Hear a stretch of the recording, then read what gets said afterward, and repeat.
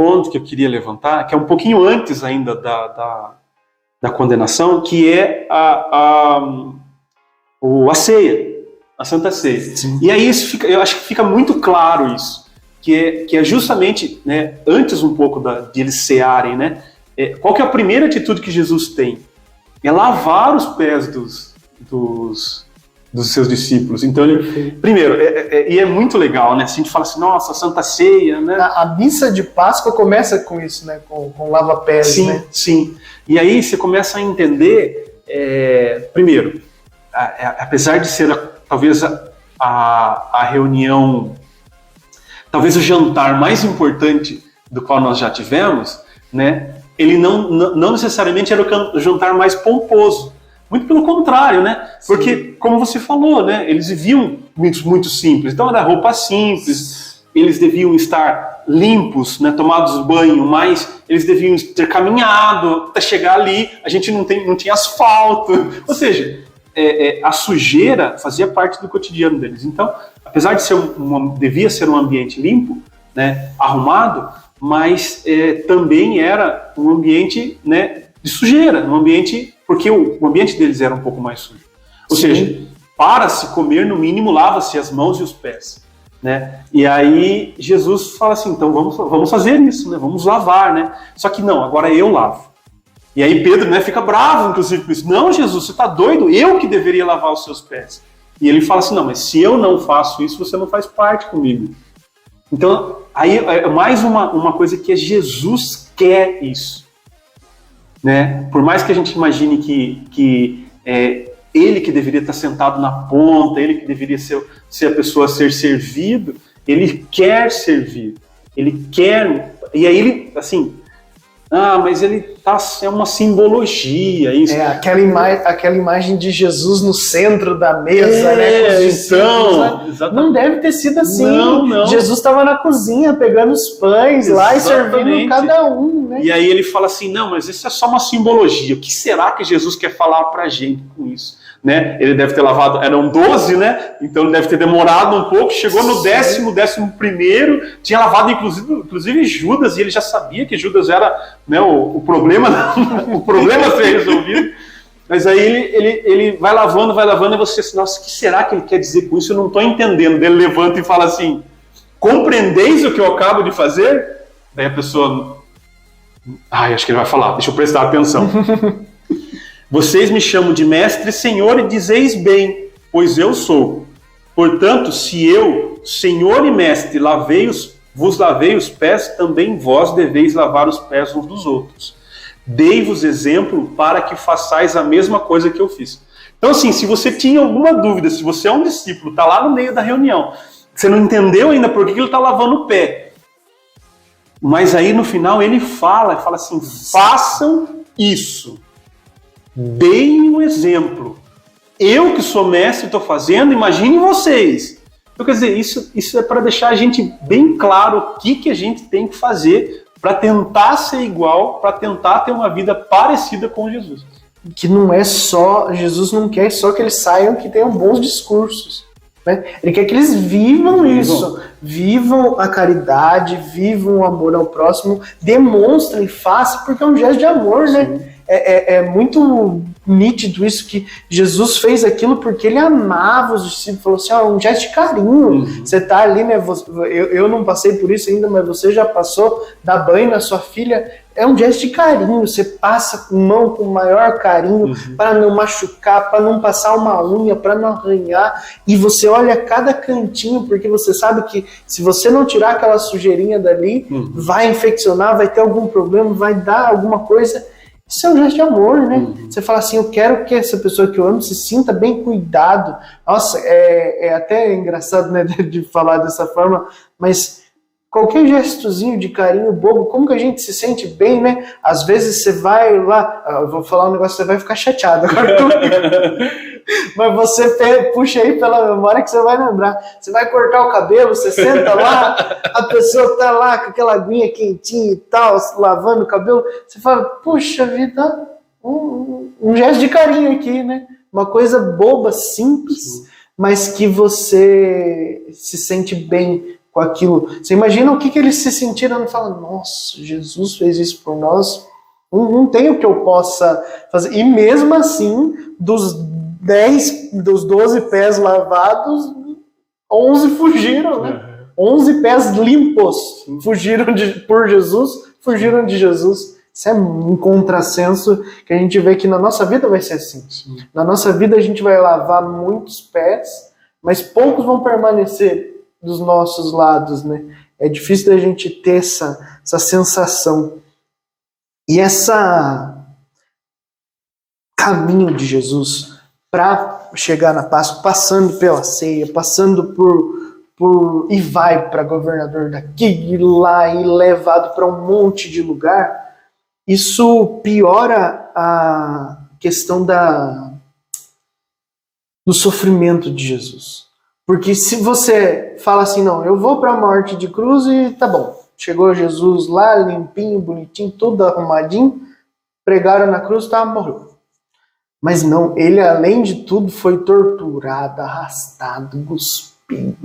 A Páscoa em si, a paixão em si de Jesus, é uma paixão muito sofrida. Os nossos pecados custaram muito caro para Jesus. Né? Se a gente for pensar o quanto custou, e aí é interessante da gente ver que não precisa mais daquele sangue que é derramado, né, pelo cordeiro que foi passado na porta, mas agora precisa do sangue do Filho de Deus ali vivo para redimir os nossos pecados. Ou seja, os nossos pecados são muito mais graves do que simplesmente o que aquele povo estava fazendo para ser poupado das pragas lá do Egito e tudo mais. E esse sangue de Jesus, se nós formos pensar bem, ele é milagroso demais para a gente menosprezar isso, sabe? Muitas vezes a gente fala, mas Jesus morreu pelos... Não, Jesus derramou sangue pelos nossos pecados. Sim. E às vezes a gente fala assim, não, mas será que Jesus está me vendo? Será que Jesus está me escutando? Cara, você imagina a cabeça de Jesus quando Jesus olha isso. É que Jesus é Deus e tem uma bondade que nós não temos. Mas você imagina a cabeça de Deus, Jesus falando, eu sangrei por esse filho da mãe aí que está pecando de novo. Eu sangrei por esse cara, eu derramei sangue, eu suei sangue de desespero e esse cara está pecando de novo.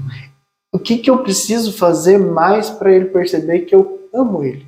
Então, o projeto do podcast, dentre outros, é mostrar para as pessoas que Deus nos amou de um jeito infinito, que Ele nos amou de um jeito que nós não devemos mais questionar. É heresia isso, você questionar se Deus nos ama, se Deus nos escuta, se Deus nos atende, se Deus está preocupado conosco, porque olha tudo que Ele já fez. Sim. É muita coisa para a gente questionar. Né? Acho que puxando, né, uma ideia do que Deus é capaz para a gente, sabe? O que Ele fez, né? Se a gente pegar, você falou especificamente da questão de Moisés, e isso é um prelúdio mesmo daquilo que ia acontecer. Então você tinha o povo egípcio que escravizava o povo judeu, e os judeus, cansado de ver aquela situação, né, envia inclusive 10 pragas para mudar a cabeça do faraó, para que ele deixasse o povo sair dessa situação de escravidão. Então, assim, Deus prova muito o seu amor pelo povo de Israel, pelo povo judeu. Quando eles saem daquela situação, e olhando só a 10ª praga, né, que são... É a 10ª mesmo? Que são os filhos, né? A 10ª praga, né? Do qual ele mata um cordeiro, né? Pede para o povo matar um cordeiro e com o sangue, né, passar nas portas. Só olhando ali, né? Olha o sacrifício, né? Olha, precisou a morte, derramar sangue do cordeiro, precisou derramar sangue das crianças, dos primogênitos, né, do povo egípcio. Então, assim, só olhando isso, né, você já fala assim, olha, Deus, o que mais Deus poderia fazer para provar o amor? Ou para salvar, melhor. Porque provar o amor em si, né, em si não há um fim ali, né? Você precisa de mais alguma coisa, você precisa salvar, sair daquela situação. E aí, o que mais que Deus poderia fazer? Né? Você vê o tamanho do quão ele é onipotente, né? O que é o seu limite? Qual que é o seu limite, Marquinhos? Você vai falar, eu vou até aqui, né? Qual que é o meu? Eu posso ir até um pouco mais. Não há limites para Deus, né? E aí ele manda o próprio filho, ou ele vai, né? Sim. Ele vai, né? Ele se faz lá. Exatamente. E aí quando ele se faz, ele sente em tudo, né? As nossas dores, o porquê dos nossos problemas, entende o porquê às vezes de sermos maus. E agora não existe mais um povo opressor, é todo o povo. Sim.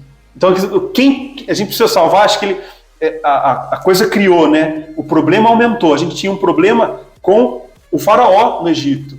Ele era o opressor, né? O povo egípcio era o povo opressor. A partir de agora, não. Todo o povo é opressor. Então, a gente está se automutilando. A gente está me colocando no lugar de judeus da época. Mas a gente vive isso agora, né? Mas a gente está se automutilando, a gente está se autoacabando, autodestruindo. Então, o que eu, como Deus, faço? Eu vou lá, eu vou entender um pouquinho mais esse povo. Por que esse povo, né? Eu já provei quem eu sou Deus, esse povo deveria me amar, mas mesmo assim tá desvirtuando as leis. De repente, matar a mulher porque ela é adúltera é normal. Sim. De repente, não adorar outros deuses é normal. A pessoa é paralítica, ela tá bom, tudo bem ela viver 40 anos esperando uma salvação, tá tudo certo. Enquanto isso, a gente tem os sumos sacerdotes enriquecendo, você tem os governantes enriquecendo à custa do povo, o pescador tem que pescar, mas aí a maioria daquilo que ele ganha vai para pagamento de impostos, ou seja, ele não tem comida dentro da casa, mas ele tem que pagar ao governo. Se quiser, assim, a gente tem... Eu tô falando daquela época. Sim. Né? Pode parecer que não. Pode parecer que não. Se você pegou agora a conversa. Você pegou só esse corte? Só esse corte. Quer dizer assim, a gente tem uma situação do qual o limite para Deus não há limite. Ou seja, ele vem. E aí acho que aqui é lógico, a onisciência dele, ele sabia tudo o que ia acontecer, mas ele quis se dar como cordeiro. Ele quis ser o cordeiro a ser imolado. Ele quis derramar o seu próprio sangue. Sim. Porque se ele não o fizesse, a gente talvez não entendesse. Ia ser só mais um profeta. Exatamente.